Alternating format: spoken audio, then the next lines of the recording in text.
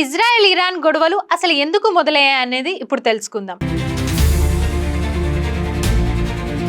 మధ్యప్రాచ్యంలో చాలా సంవత్సరాలుగా Israel Iran దేశాల మధ్య తీవ్ర ఉద్రిక్తతలు కొనసాగుతున్నాయి. ఇరాన్ ప్రభుత్వం ఇజ్రాయెల్ను తమ శత్రువుగా భావిస్తుంది. అదే సమయంలో ఇరాన్ అన్య యుద్ధాలు అభివృద్ధి చేస్తుందని ఇజ్రాయెల్ ఆరోపిస్తుంది. దీంతో రెండు దేశాల మధ్య ఉద్రిక్తతలు పెరుగుతున్నాయి.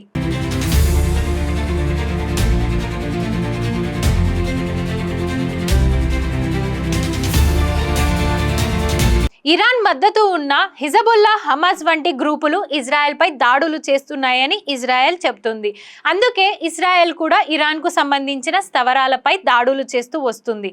ఇలా పరోక్షంగా చాలా కాలం ఈ రెండు దేశాల మధ్య సంఘర్షణలు జరుగుతున్నాయి.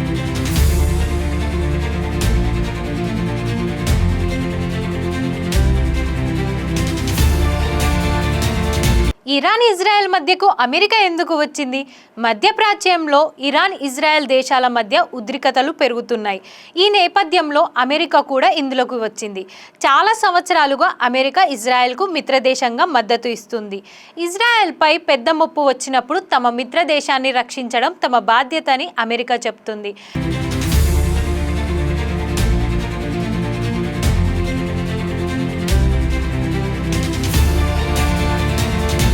అలాగే ఇరాన్ అన్య యుద్ధాలు అభివృద్ధి చేయడం ప్రపంచానికి ప్రమాదమని అమెరికా భావిస్తుంది.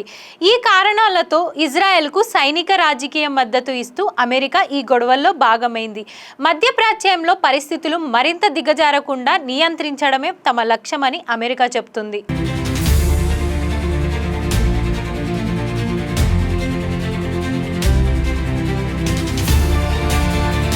ఇజ్రాయెల్, ఇరాన్, అమెరికా ఉద్రిక్తతల వల్ల భారత్పై ఎఫెక్ట్ ఉంటుందా?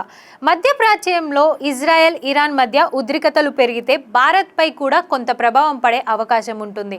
మొదటగా చమురు ధరలు పెరగడం ప్రధాన ప్రభావంగా కనిపించవచ్చు. భారత్ ఎక్కువగా క్రూడ్ ఆయిల్ను మధ్యప్రాచ్య దేశాల నుంచి దిగుమతి చేస్తుంది.